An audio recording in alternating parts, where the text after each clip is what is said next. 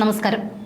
വയനാട് ഉരുൾപൊട്ടൽ ദുരന്തവുമായി ബന്ധപ്പെട്ട് ദുരിതാശ്വാസ പ്രവർത്തനങ്ങൾക്കായി ചിലവഴിച്ച തുകയുടെ കണക്കിൽ സർക്കാരിനെതിരെ ചോദ്യശരങ്ങളുമായി പ്രതിപക്ഷം രംഗത്ത്. വിഷയത്തിൽ പുതിയ ന്യായീകരണവുമായി സർക്കാർ രംഗത്ത് വന്നുവെങ്കിലും അതിൽ വ്യക്തത പോരാ എന്നാണ് പ്രതിപക്ഷത്തിന്റെ നിലപാട്. ചിലവഴിച്ച തുകയുടെ ആക്ച്വൽ കണക്ക് പുറത്തുവിടാൻ സർക്കാർ തയ്യാറാകണമെന്ന് കോൺഗ്രസ് നേതാവ് രമേശ് ചെന്നിത്തല ആവശ്യപ്പെട്ടു. തെറ്റായ കണക്കുകൾ നൽകിയാൽ കേന്ദ്രത്തിൽ നിന്നും ലഭിക്കുന്ന സഹായവും പ്രതിസന്ധിയിലാകും. സർക്കാർ റിപ്പോർട്ടിൽ നൽകിയിട്ടുള്ള ആക്ച്വൽസ് എന്ന വാക്കിന്റെ അർത്ഥം ചിലവാക്കിയത് എന്നാണ്. എസ്റ്റിമേറ്റ് ആണോ ആക്ച്വൽസ് ആണോ എന്ന് സർക്കാരാണ് വ്യക്തമാക്കേണ്ടത്. ചില സംഘടനകളെ ഭക്ഷണ വിതരണത്തിൽ നിന്നും ഒഴിവാക്കിയത് മറ്റ് ചില സംഘടനകളുടെ കള്ളക്കണക്കുകൾ ഉണ്ടാക്കാനാണോ എന്ന് സംശയിക്കേണ്ടിയിരിക്കുന്നു എന്നും ചെന്നിത്തല ചൂണ്ടിക്കാട്ടി. കൂടുതൽ സഹായം പുനരധിവാസത്തിന് ആവശ്യമാണ് എന്ന് കാണിച്ചുകൊണ്ട് കണക്ക് നൽകുകയാണ് വേണ്ടത് എന്നും അപ്പോഴെല്ലാം സഹായം ലഭ്യമായിട്ടുണ്ട് എന്നും രമേശ് ചെന്നിത്തല പറഞ്ഞു. അതിനു പകരം യാഥാർത്ഥ്യബോധമില്ലാത്ത കണക്കുകൾ അവതരിപ്പിക്കുന്നത് എത്രമാത്രം ശരിയാണ് എന്ന് കൂടി ആലോചിക്കണം. സർക്കാരിന്റെ റിപ്പോർട്ടിലുള്ള ആക്ച്വൽസ് എന്താണ് എന്ന് സർക്കാർ വ്യക്തമാക്കണം. ഇങ്ങനെയൊരു കണക്ക് കൊടുത്തതിന്റെ അർത്ഥം എനിക്ക് മനസ്സിലാകുന്നില്ല എന്നും രമേശ് ചെന്നിത്തല പറഞ്ഞു.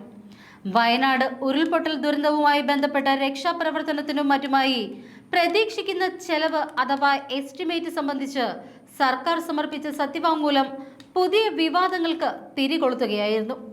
ദുരന്ത നിവാരണത്തിനും രക്ഷാപ്രവർത്തനത്തിനുമായി 1202 കോടി ചിലവാക്കുമെന്ന സത്യവാങ്മൂലത്തിലെ പരാമർശമാണ് സംശയങ്ങൾക്കും വിവാദങ്ങൾക്കും വഴി തുറന്നത്. രക്ഷാപ്രവർത്തനത്തിൽ സൗജന്യമായി സേവന മനസ്സോടെ പങ്കെടുത്ത സന്നദ്ധ സംഘടനകളും രാഷ്ട്രീയ പാർട്ടികളും ഇത്രയും തുക എങ്ങനെ ചെലവായി എന്ന ചോദ്യവുമായി രംഗത്ത് വന്നതോടെ സർക്കാർ സംശയമുനയിലായി. ഒരു മൃതദേഹം സംസ്കരിക്കാൻ 75,000 രൂപ ചിലവായി എന്നാണ് റിപ്പോർട്ടിൽ ഉണ്ടായിരുന്നത്. മൃതദേഹ സംസ്കരണം പൂർണ്ണമായും നടത്തിയത് സന്നദ്ധ സംഘടനകളായിരുന്നു. പിന്നെ എങ്ങനെയാണ് ഇത്ര തുക ചിലവാകുന്നത് എന്ന ചോദ്യവും ഉയർന്നു. സമാനമായി വോളണ്ടിയർമാർക്ക് നൽകിയ ഭക്ഷണം, വസ്ത്രം, മെഡിക്കൽ എയ്ഡ് തുടങ്ങിയ കാര്യങ്ങളിലും ചോദ്യങ്ങൾ ഉയർന്നു വന്നു. വയനാട് ദുരന്തത്തിന്റെ മറവിൽ സർക്കാർ അഴിമതി നടത്തിയെന്ന തരത്തിൽ ഏതാനും പ്രതിപക്ഷ പാർട്ടി നേതാക്കളും രംഗത്ത് വന്നതോടെ ഇന്നലെ വിവാദം ആളിക്കത്തുകയായിരുന്നു. ഓഗസ്റ്റ് 19 കേന്ദ്രത്തിന് സമർപ്പിച്ച മെമ്മോറാണ്ടം തന്നെയാണ് ഹൈക്കോടതിയിൽ സത്യവാങ്മൂലമായി നൽകിയത് എന്ന് അദ്ദേഹം വിശദീകരിച്ചു. ചീഫ് സെക്രട്ടറി ശാരദാ മുരളീധരനും വിശദീകരണ പ്രസ്താവന പുറത്തിറക്കി. നിലവിൽ സമർപ്പിച്ച മെമ്മോറാണ്ടത്തിലെ തുക അപര്യാപ്തമാണ് എന്നും അവർ വ്യക്തമാക്കി. വൈകുന്നേരത്തോടെ മുഖ്യമന്ത്രിയും വിശദീകരണക്കുറിപ്പ് പുറത്തിറക്കി.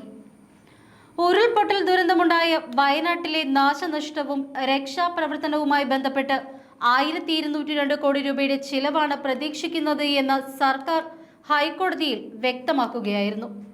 ആളുകളെ ഒഴിപ്പിക്കാനുള്ള വാഹനങ്ങൾക്ക് 12 കോടിയും 359 മൃതദേഹങ്ങൾ സംസ്കരിക്കാൻ 75,000 രൂപ വീതം 2,77,00,000 പ്രതീക്ഷിക്കുന്നത്. വയനാട് ദുരന്തത്തെ തുടർന്ന് സർക്കാർ സ്വമേധയാ സ്വീകരിച്ച ഹർജിയിൽ സർക്കാർ സമർപ്പിച്ച സത്യവാങ്മൂലത്തിലാണ് ഇത്തരത്തിലുള്ള വിവരങ്ങളുള്ളത്. കേന്ദ്ര സഹായത്തിനായി തയ്യാറാക്കിയ മെമ്മോറാണ്ടം കേരള എന്ന രേഖയിലെ കണക്ക് അടക്കമാണ് കോടതിയിൽ സമർപ്പിച്ചത്. രക്ഷാപ്രവർത്തകരുടെ ഭക്ഷണത്തിനും താമസത്തിനും യാത്രയ്ക്കുമായി 6.5 കോടി ചെലവാകുമെന്ന് ഇതിൽ പറയുന്നു. വ്യോമസേനയുടെ എയർലിഫ്റ്റിംഗ് ദൗത്യത്തിന് 17 കോടി നൽകേണ്ടി വരും. സൈന്യം പണിത ബെയിലി പാലവുമായി ബന്ധപ്പെട്ട് 1 കോടിയുടെ ചെലവും പ്രതീക്ഷിക്കുന്നുണ്ട്.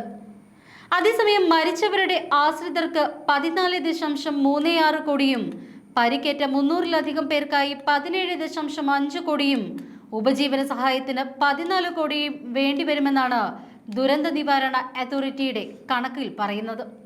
14 ക്യാമ്പുകൾ 1 മാസം പ്രവർത്തിക്കുമ്പോൾ ഭക്ഷണത്തിന് 8 കോടി, വസ്ത്രത്തിന് 11 കോടി, ആരോഗ്യ സേവനത്തിന് 8 കോടി, ജനറേറ്ററിന് 7 കോടി എന്നിങ്ങനെ ചിലവാകും. DNA പരിശോധനയുമായി ബന്ധപ്പെട്ട് 3 കോടി രൂപയാണ് ചിലവ് വരിക.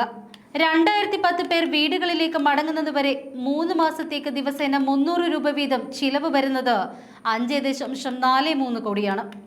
മഴക്കോട്ട്, കുട, ബൂട്ട്, ടോർച്ച് എന്നിവയ്ക്ക് 2.98 കോടി, ഡ്രോണുകൾക്ക് 3 കോടി, മണ്ണുമാതികൾക്ക് 15 കോടി എന്നിങ്ങനെ സർക്കാർ വോളണ്ടിയർമാരുടെ ആരോഗ്യ സുരക്ഷയ്ക്ക് 2.02 കോടിയുമാണ് ചിലവ്. തിരച്ചിൽ, രക്ഷാപ്രവർത്തനം എന്നിവയ്ക്കായി 47 കോടി രൂപയും പ്രതീക്ഷിക്കുന്നു.